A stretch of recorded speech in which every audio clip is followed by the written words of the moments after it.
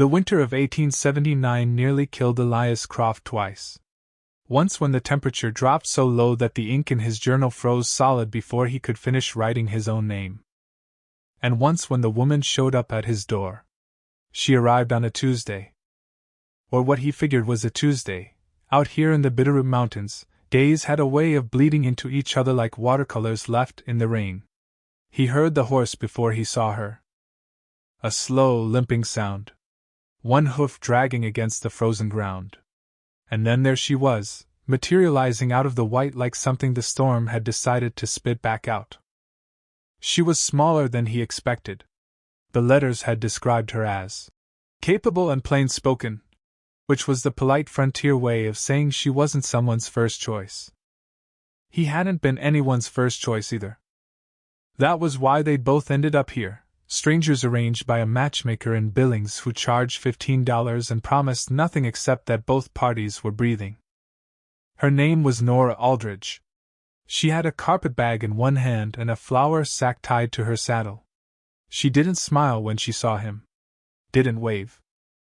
Just looked at him the way you look at a door you're not sure will hold your weight. He didn't smile either. What he didn't know, what he couldn't have known, was that she hadn't come to this mountain alone in spirit. She'd brought something with her. Not in the bag. Not in the sack. Something that would tear his carefully constructed solitude apart at the seams. Something that would make him question every wall he'd ever built around himself. And something that, before the winter ended, would bring men with guns to his door. What would you have done if you were standing in his boots, a man who wanted nothing but silence, watching a woman ride up who was carrying a secret heavy enough to kill you both? Elias Croft had built his cabin with his own 2 hands over the course of one brutal summer, and it showed in every imperfect angle, every crooked window frame. Every wall that leaned just slightly left like a man who'd had too much whiskey but was still proud of himself for standing.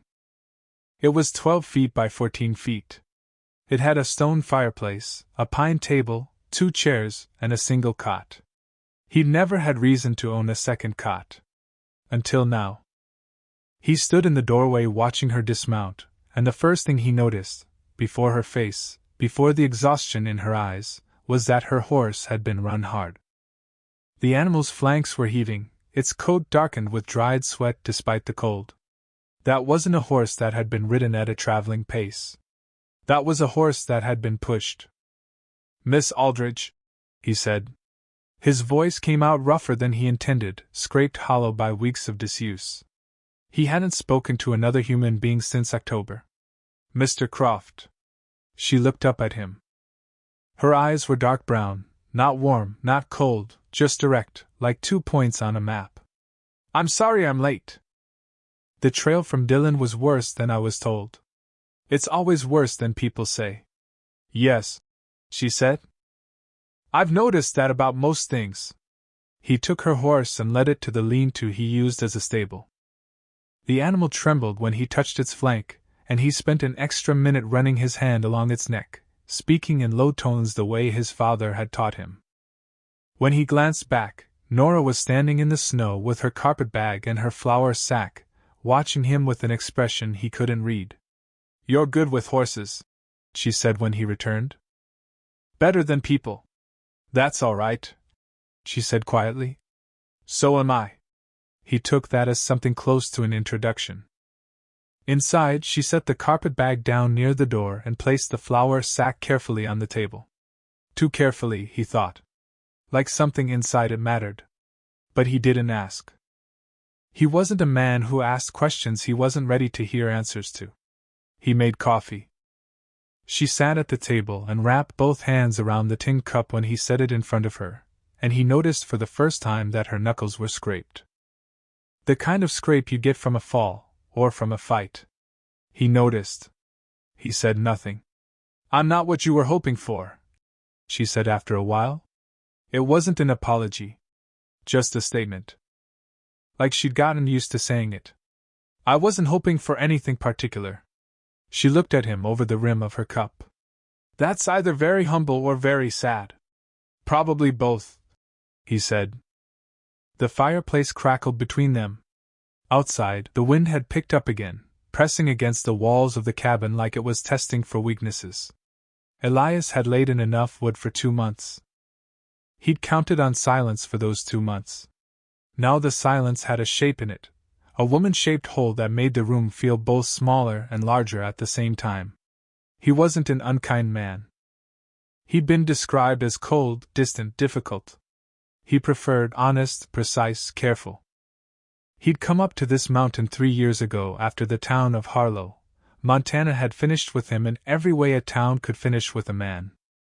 He'd lost his business, his reputation, and the woman he meant to marry, all in the same week, all because of the same person. A man named Decker Walsh, who wore a silver vest and owned the bank and smiled the way rattlesnakes smiled before they struck. Elias had left before he did something that would hang him. He'd come here to be nothing to nobody. To trap and trade and exist quietly until the world forgot he was in it. And then the matchmaker's letter had arrived, and he'd sat with it for 3 days before answering it, telling himself it was practicality, not loneliness, that made him sign his name. He watched Nora drink her coffee. She was looking at the flour sack again. Just a flicker, barely a glance, but he caught it. "What's in the sack?" he asked, before he could stop himself. Her hands tightened around the cup. "Supplies," she said. But she said it 1/2 second too late. And she didn't look at him when she said it. Elias stared at the sack. It sat in the middle of the table between them, tied at the neck with a piece of brown cord. It was shaped like it held flour, sure. But it didn't sit like flour. Flour sat heavy and flat. This sack sat with a particular kind of tension, like something inside it was pressing back. He should have let it go. He was a man who understood the value of leaving things alone. But then the sack moved. Not much. Just a small, unmistakable shift, a pressing against the fabric from inside, there and gone in the space of a heartbeat. And then, beneath the sound of the wind and the fire, so soft he almost convinced himself he'd imagined it, a sound. Small. Thin. Barely there. But unmistakable. Elias Croft set his coffee cup down very slowly. His eyes went from the sack to the woman across the table. Nora Aldridge was looking at him now, her dark eyes steady. Her jaw set with the particular kind of quiet determination of someone who has already decided what they're going to do and is simply waiting for the world to catch up. "That's not flour," he said. "No," she said. "It's not." He didn't reach for the sack. A man who'd spent 3 years in the mountains learned to approach unexpected things with patience. You didn't lunge at a snare without checking if something was already in it.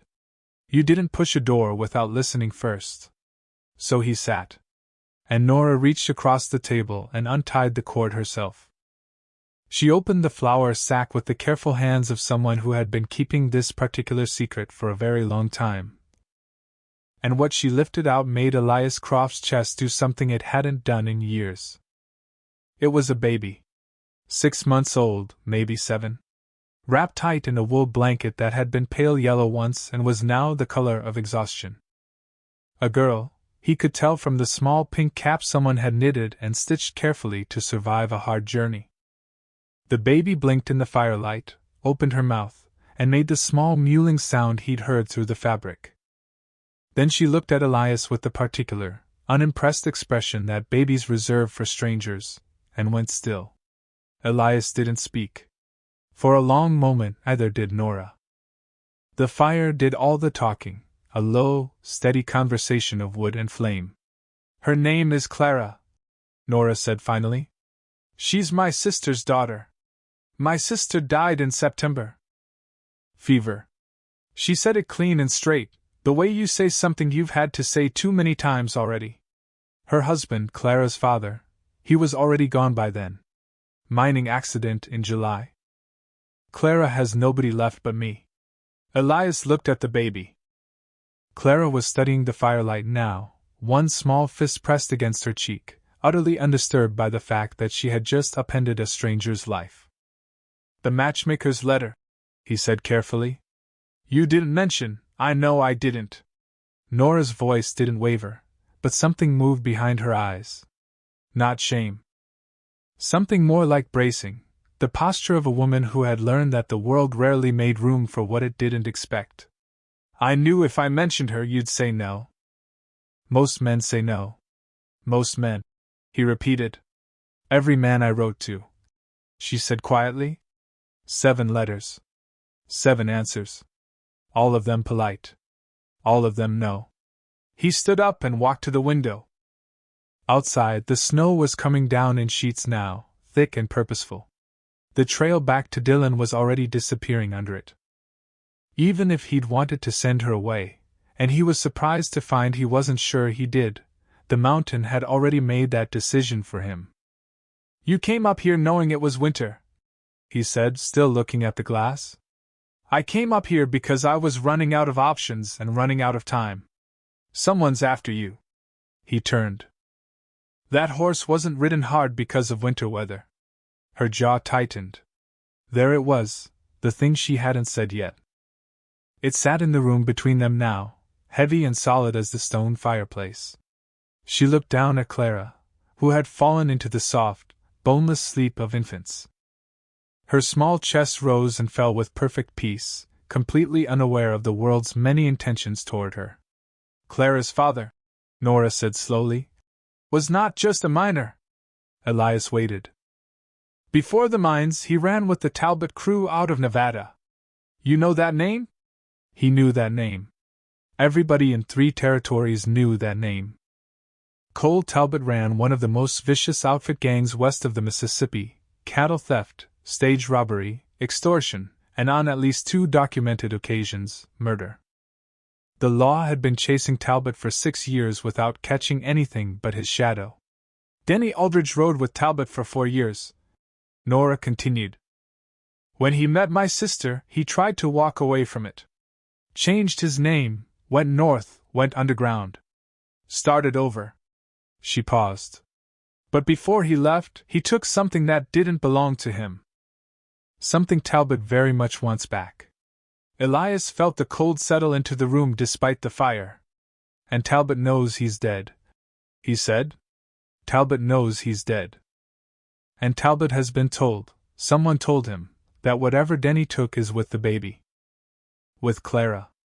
Her voice went flat and furious on those last words, the way a person's voice goes when they're describing something they cannot believe they have to say out loud.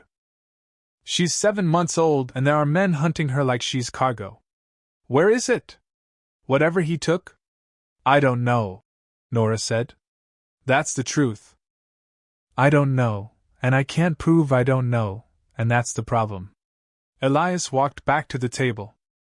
He stood over Clara for a moment, looking down at the sleeping child, this small, unaware creature who had inherited someone else's war before she could lift her own head.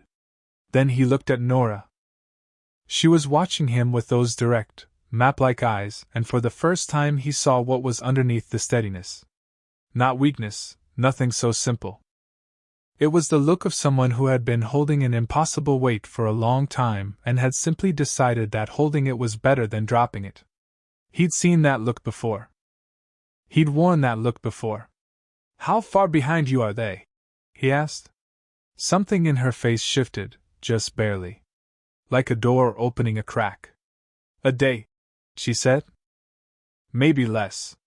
Elias Croft looked at the cabin door, then at the fire, then at the sleeping child, then at the woman who had come here with a lie and a baby and trouble riding hard behind her.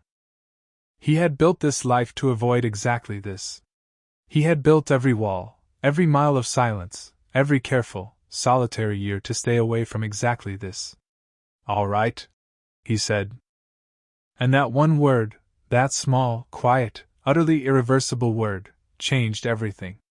By morning the snow had stopped, and that was bad.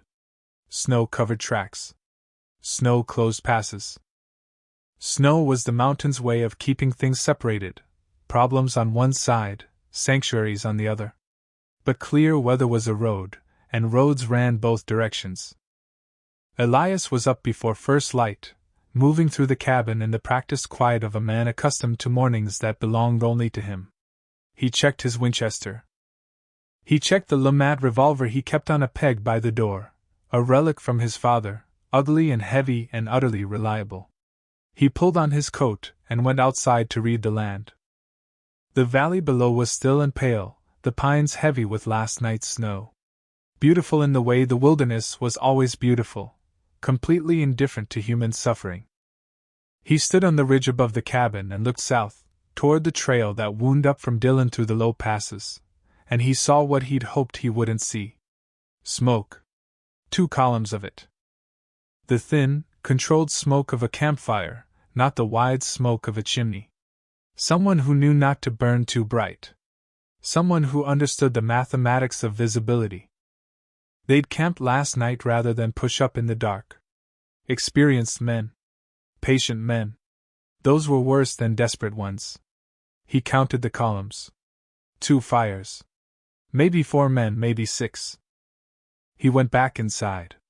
Nora was awake, sitting with Clara in the chair closest to the fire. She'd fed the baby somehow. He didn't ask from where she'd found the means. Understanding that a woman who had kept an infant alive through a winter mountain crossing had figured out things he didn't need to explain. She looked at his face when he came in, and she knew immediately. "How many?" she asked. "Don't know yet. At least 4. She nodded once, as if confirming something she'd always suspected. "They move fast when the ground is clear. Tell me about them. Whatever you know. I've only seen 2 of them up close." She spoke quietly, rocking Clara with a slow, unconscious rhythm. "One is called Priest. Tall, pale, wears a black coat. He doesn't talk much. The other one talks too much, calls himself Remy, laughs at things that aren't funny." She paused. "Priest is the dangerous one." Elias knew the type. Men who went quiet before they moved, like animals before a strike. "What does Talbot think is with Clara? Money or a map?" Denny ran off with $1,800 in gold and, some people say, a map to a cache Talbot buried in Utah Territory. Stolen railroad payroll. She glanced down at Clara. "I've searched everything she owns twice. There's nothing. Just the baby and her blankets and that yellow cap." Elias studied the cap for a moment. Small, hand-knitted, stitched tight at the seams. His mother had knitted caps like that once. He remembered how she tucked small things inside the folded brims. A coin. A prayer. He stopped that thought before it became a theory. He had more immediate problems. "There's a second way off this mountain," he said. "East face, comes out above the clear water. It's hard traveling in winter, but it's passable. And it takes you north, not south. Nothing north of here for 2 days' ride." Nora looked at him steadily. "What are you thinking?" "I'm thinking that 6 armed men aren't expecting me to move toward them instead of away from them." He said it flatly, without drama. "The way you describe a mathematical problem that has only one uncomfortable solution. If I ride down into that valley and make contact, figure out what they want, whether there's a way to negotiate, they don't negotiate." Her voice was hard and certain. "I watched them shoot the man in Dillon who tried to talk to them. He was 50 years old and he just asked them what their business was. They didn't even pause." Elias absorbed this. "Then we have 3 choices," he said. "Stay and fight. Run east. Or I go down and hit them before they come up." He watched her face process each option the way a person processes an impossible ledger, knowing no number on the page is going to balance but needing to choose one anyway. "You'd go down there alone?" she said. "I know this mountain. They don't?" He moved to the window, looking at the angled light beginning to fall across the ridgeline. "A man who knows the ground has an advantage. They'll be breaking camp soon. Slow going getting horses up that trail. And if you don't come back?" The question landed in the room and sat there. He thought about that. He thought about it the way a man thinks about a thing he's been avoiding thinking about for years, realizing somewhere in the silence that he had, without meaning to, started caring about an outcome again. He hadn't cared about an outcome since Harlow. He hadn't wanted to. "There's a compartment under the floorboard beneath the cot," he said. "Tin box. $200 inside. You take it and you go east. You follow the ridge line and you don't stop until you hit the Clearwater, then you go north to the Nez Perce settlement. Ask for a man named Joseph Runs Fast. Tell him Elias Croft sent you. He'll get you somewhere safe." Nora looked at him for a long moment.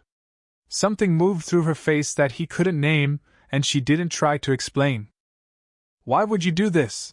she asked. "You didn't ask for any of this." It was a fair question. He stood with it honestly, the way fair questions deserve. "Neither did she," he said, nodding at Clara. He checked his Winchester one more time. 12 rounds. The LeMat loaded on his hip. His winter coat, dark enough to disappear against pine bark. He opened the door. The cold came in and the mountain smelled like ice and pine and the particular sharp clarity of a day that intended to be decisive. He stepped outside. He moved through the trees like a man who had been moving through trees for 3 years and had made his peace with the fact that the forest didn't care about him, which meant it wouldn't give him away either. The pines were old growth up here, massive and close, their trunks wide enough to step behind and disappear. The snow between them was knee-deep in places, thigh-deep in the hollows, but Elias knew where to step: the buried rock ledges, the frozen stream beds, the animal paths that traced the hillside at angles no man with a map would think to use. He worked his way down toward the smoke. 40 minutes of careful movement brought him to a boulder field above the valley floor, a natural formation that offered sight lines in 3 directions without exposing a man who kept low. He settled into a crouch behind a granite slab that still held yesterday's cold like a grudge, and he looked. 6 horses. 6 men. They were breaking camp with the efficient, unhurried movements of people who were not afraid of being seen. That was its own kind of information. Men who didn't fear observation were men who were confident in their numbers. He picked out Priest immediately. Nora's description had been exact: tall, black coat, the kind of stillness that was less about patience and more about suppression. Like a man who had learned to contain something large inside a very controlled exterior. He stood apart from the others, looking up at the mountain. Looking, Elias realized, directly up at the approximate location of the cabin. He couldn't see Elias from this distance. But the fact that he was looking, with that particular, unblinking focus, told Elias something important. Priest wasn't a man who relied on emotion to navigate. He was calculating. Working through geometry. Thinking in terms of approaches, angles, and outcomes. The one called Remy was easier to spot, the one moving with slightly too much energy, talking too much, gesturing at the mountain like it had personally offended him. He was broadly built, younger than Priest, wearing a sheepskin coat so large it made him look like something assembled rather than born. The other 4 were working men. Not leaders, not thinkers. Just the kind of hard, weathered bodies that did what they were pointed at. Elias studied the trail. It was the only practical route up, a switchback path cut into the hillside that took a horse a good 40 minutes to climb and a man on foot about 25. There was one natural choke point, a narrow cut between 2 granite walls, maybe 8 feet across, where the trail bent back on itself. Anything coming up had to go through that cut single file. He considered his options with the cold focus he'd developed over years of trapping, the same mechanical honesty he applied to setting snares. He had 12 rifle rounds and 6 in the LeMat. He had the high ground and the element of surprise, and against 6 experienced men those were advantages that would evaporate quickly once the first shot broke the silence. He could not win a straight fight. What he could do was change the terms. He watched Priest turn from the mountain and speak to the others. Short sentences. Hands barely moving. The others listened without questions, the particular obedience of men who had learned that Priest's instructions were sufficient, and that requesting elaboration was its own kind of insult. They began to move toward the trail. Elias pulled back from the granite slab and moved fast and low through the boulder field. circling west to a position he'd identified from his morning observation, a natural shelf of rock that jutted over the narrowest section of the choke point. A man lying flat on that shelf was invisible from below, and had clear sight lines down the throat of the cut. He made the shelf in 12 minutes, moving hard, arriving breathing fast but controlled. He stretched out on the cold stone and sighted down toward the cut. And he waited. The sound of horses on frozen ground travels a long way in mountain air. He heard them before he saw them, a slow, careful sound, the animals picking their way up the icy switchback with the mechanical distrust that horses apply to terrain that doesn't reassure them. Priest came first. Of course he came first. A man like that always came first. He appeared in the cut below, close enough that Elias could see the frost on his black coat, the careful way he held his reins. Priest stopped. Just stopped, right in the narrowest part of the cut, and looked up. Not directly at Elias. Just up, with that unblinking calculation. Elias held completely still. His breath was the only thing moving, and he had slowed it to almost nothing. Priest waited. 10 seconds. 20. Then he looked back at the men behind him and said something Elias couldn't hear. And here was the thing, the piece Elias hadn't anticipated. The piece that changed everything he'd planned for the next 60 seconds. Priest reached into his coat and produced a piece of paper. He unfolded it carefully, looked at it, and held it up for the man beside him to read. Even from his position on the shelf, Elias could see enough. It was a photograph. Not of Nora. Not of Clara. It was a photograph of Elias Croft. And beneath it, he could barely make it out, but he was certain, a name. And that name wasn't one he'd used in 3 years. That name belonged to his life before the mountain. His life in Harlow. The name that Decker Walsh had dragged through mud and worse before Elias had walked away from it. His blood went cold in a way the mountain hadn't managed all winter. They weren't just here for the baby. They were here for him. He didn't fire. Every instinct pulled toward the trigger, the clean, solving certainty of action, but he held back.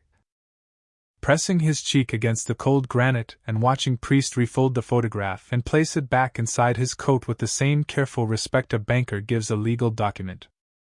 His mind was working fast. Connections assembling themselves out of pieces he hadn't known belonged to the same picture. Decker Walsh. The man who had destroyed his life in Harlow. The man who owned the bank, controlled the town, wore the silver vest and smiled the rattlesnake smile. Elias had never understood, in 3 years of mountain silence, exactly how Walsh had known what to accuse him of and when, how the timing had been so precise. How the evidence had appeared so arranged. He understood now. Walsh and Talbot. Connected. Maybe partners. Maybe the kind of arrangement where a respectable banker in Montana provided a useful face for money that came from less respectable places in Nevada. If Denny Aldridge had taken something that threatened that connection, evidence, not just money, then it wasn't just Talbot who wanted it. It was Walsh. And Walsh knew exactly where Elias Croft had gone when Harlow finished with him. The photograph meant Walsh had sold his location.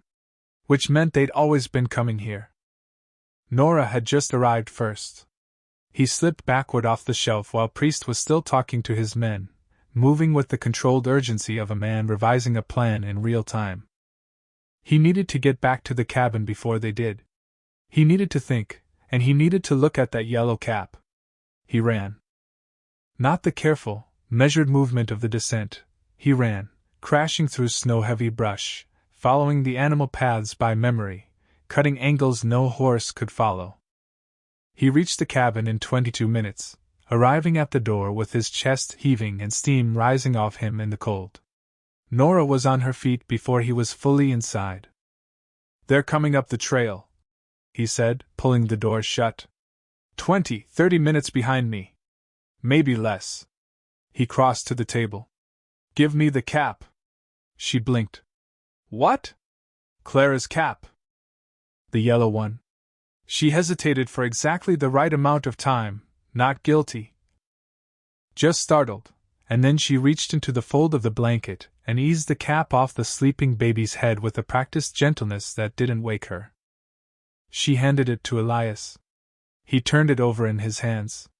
Hand-knitted. Tight stitches, which meant someone who knew what they were doing. The brim was folded double, not just for warmth but for structure. He pressed along the brim with his thumb and felt it immediately. A stiffness that wasn't wool. He went to his hunting knife and made a careful cut along the inside seam of the brim, just long enough, just deep enough, and peeled back the inner layer of knitting. A piece of oilskin cloth, folded into a square no larger than a playing card. He unfolded it with his fingers, spreading it flat on the table. Nora came and stood beside him, and he heard her breath catch. It wasn't a map.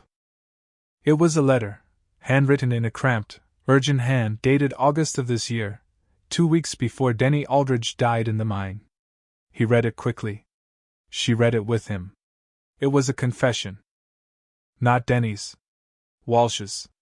In Denny Aldridge's cramped handwriting, it described a meeting in Carson City between Cole Talbot and Decker Walsh in 1876, the year Walsh established the Harlow Bank. It described a financial arrangement.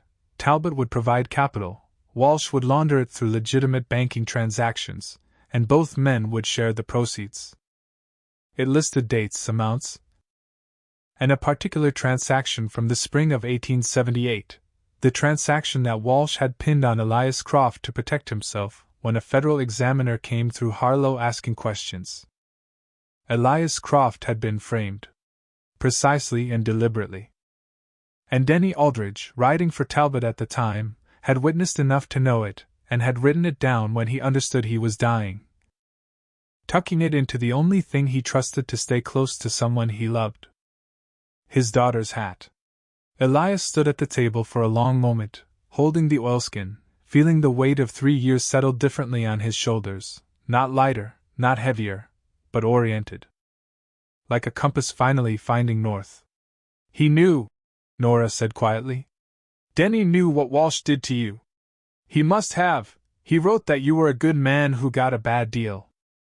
Those exact words. Elias looked at her. She was looking at the letter, her dark eyes moving over the lines. You read this already, he said. Not an accusation. Just a recognition. I read it the day I found it. She met his eyes. That's why I wrote to you specifically. Out of all the letters I sent, yours was the only name that matched what Denny wrote. She paused. I thought you deserved to know. Even if it cost me everything else. He didn't know what to do with that. It was too large a thing to hold all at once, so he set it aside the way you set aside something valuable when your hands are currently needed for something more urgent. Like 6 armed men working their way up a mountain trail. They can't have this letter, he said. Walsh sends it to the bottom of a river and this all disappears. Talbot and Walsh both walk free and... He stopped. Looked at Clara, asleep in the chair, innocent of all of it, with her cap now sitting open on the table beside her. We need to get it out of here, Nora said. To someone it matters to. Federal Marshal, Elias said. There's one in Missoula. Name of Calhoun. Honest man. I knew him before Walsh got to me. He was already moving, folding the letter back into the oilskin, pulling on his coat. One of us needs to get there. Outside, somewhere down the slope, a horse screamed on the ice. They were close. He made his decision in the space of a heartbeat, the way all the decisions that actually matter get made. Nora would take Clara and the letter and go east, the way he described, the Clearwater route. Joseph runs fast, north to safety. He would stay. She started to argue and he talked through it with the flat, rapid clarity of a man who had already built the entire structure of the next hour in his mind and needed her to understand it before time ran out.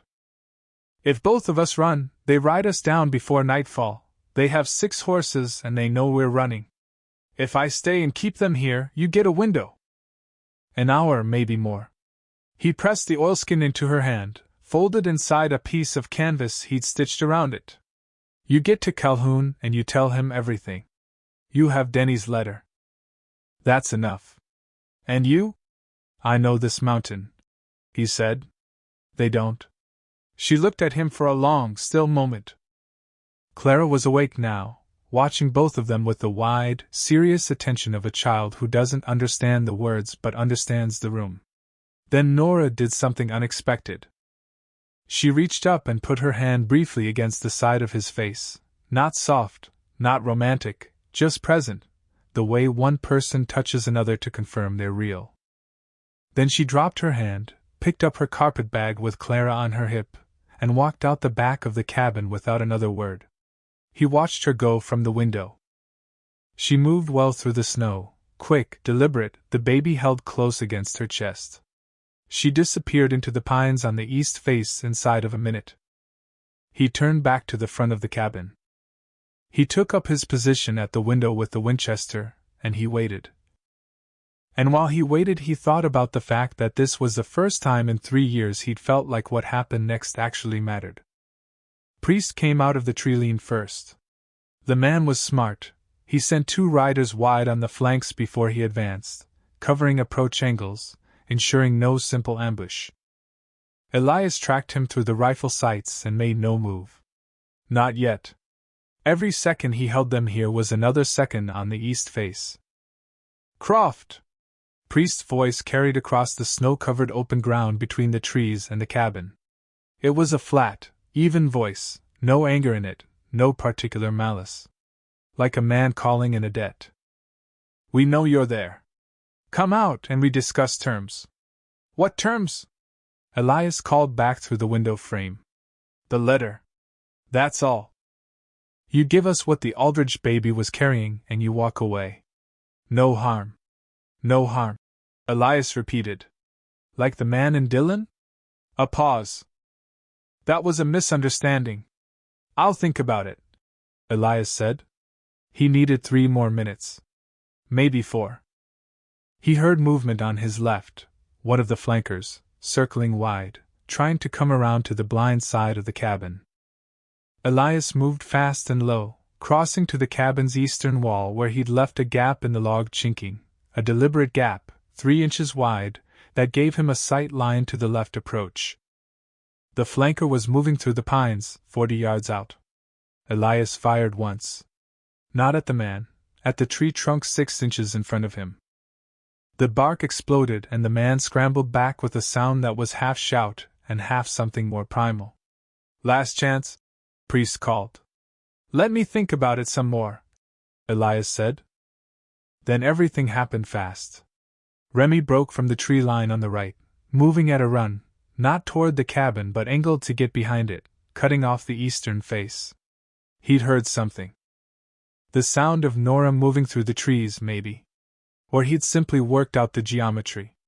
Elias came out the front door. He knew immediately it was the move Priest had been waiting for. But Remy couldn't reach the east face. That was the only calculation that mattered.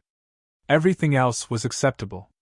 He fired at Remy from 20 yards, dropped him in the snow with a shot to the leg. The man screamed and went down hard. Then Elias was moving sideways, putting the cabin corner between himself and the remaining men. Reloading the Winchester with practiced speed as 2 of the others broke from the trees with revolvers drawn. The next 2 minutes were the kind of chaos that no man who has experienced it describes accurately afterward, not because of cowardice but because the mind in those moments doesn't record linearly. It records in vivid, disconnected frames. The crack of revolvers. The thunk of lead in green wood. Elias behind the woodpile, then at the lean-to corner, then in the open, moving constantly, denying them a fixed point to aim at. 2 of the working men went to ground, not shot, just sensible. The third caught a round from the Lumat at close range and sat down abruptly in the snow. Then Priest. He came around the cabin corner and he was right there, 8 feet away, with his revolver already leveled, and Elias had a split second that contained everything: Harlow, the mountain. 3 years of silence, the woman moving through pines on the east face, the baby in the yellow cap, the oilskin letter that had been waiting 7 months to change everything. He threw himself left. Priest's shot crossed the place where he'd been standing. Elias's shot didn't miss. Priest went down slowly, which was somehow worse than quickly, like a large tree making up its mind about direction. The remaining men scattered. Elias let them go. He had enough presence of mind to recognize that killing frightened men who were already running served no one. He stood in the snow outside his cabin, breathing hard, bleeding from a cut along his left forearm where something had caught him, wood fragment or bullet ricochet, he couldn't tell. The mountain was silent again. Far below, he heard horses crashing through underbrush at speed. Running south. He sat down in the snow because his legs suggested it, and he saw no reason to argue. The federal marshal named Calhoun arrived at the Bitterroot cabin 3 weeks later, riding up with 2 deputies and Nora beside him on a gray horse. Clara bundled against the cold in a new blanket but still wearing, Elias noticed first, the yellow cap. Someone had stitched it back together. Calhoun was a square-faced man with a gray mustache, and the eyes of someone who had been lied to enough times to make honesty feel almost suspicious. He sat at Elias's pine table with the oilskin letter in front of him and read it twice without speaking. Then he looked up. "I've been looking for something that would hold Walsh for 2 years," he said. "This holds him. And Talbot? Talbot's a separate problem, but a related one." He folded the letter carefully. "You'll need to testify. Both of you." "I know," Elias said. Calhoun looked at him with that honest, evaluating gaze. "Must have been something, living up here with this hanging over you and not knowing it." Elias glanced at Nora, who was standing near the fire with Clara on her hip, feeding the baby from a small tin she'd warmed over the flame. She looked up when she felt him looking. And something moved between them that didn't need language, the quiet acknowledgement of 2 people who have been through something together, and come out the other side changed in ways they haven't finished measuring yet. "It was something," he said. Decker Walsh was arrested in Harlow on a Thursday in February of 1880, brought out of the bank in his silver vest in front of the town that had watched him destroy a man's life and said nothing. He went to trial in Helena in May. He was convicted on 6 counts of fraud and 2 counts of conspiracy. He served 11 years. Cole Talbot was killed the following year in Utah Territory, not by lawmen but by a member of his own crew who had grown tired of the arrangement, which was, Elias thought when he heard the news, a kind of justice native to the world Talbot had built for himself. Nora and Elias were married by a circuit preacher in March, before the snow had fully decided to leave. The ceremony lasted 7 minutes. Clara, who had been passed between Calhoun's deputies for the duration, expressed her opinion of the entire arrangement by sleeping through it. He built the second cot that spring.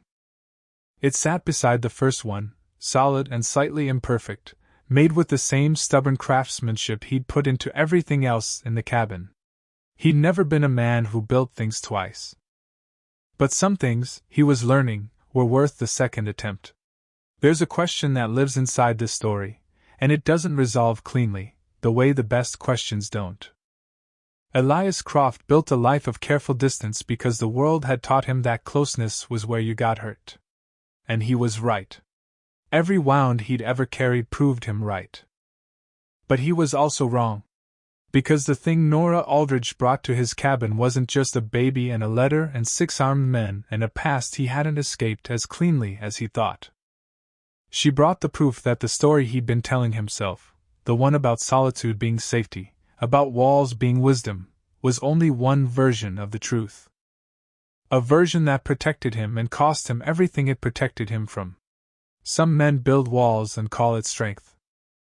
Some mistakes look like survival for years before the morning comes when you can see them clearly. Elias Croft saw his clearly on a Tuesday, when a woman rode out of the snow on a hard-run horse and looked at him the way you look at a door you're not sure will hold your weight. He turned out to be sturdier than he looked. Most good things are. The yellow cap hung on a peg by the door for the rest of their lives together, stitched back together, a little crooked, holding nothing inside it now except the memory of everything it once carried. which turned out to be enough.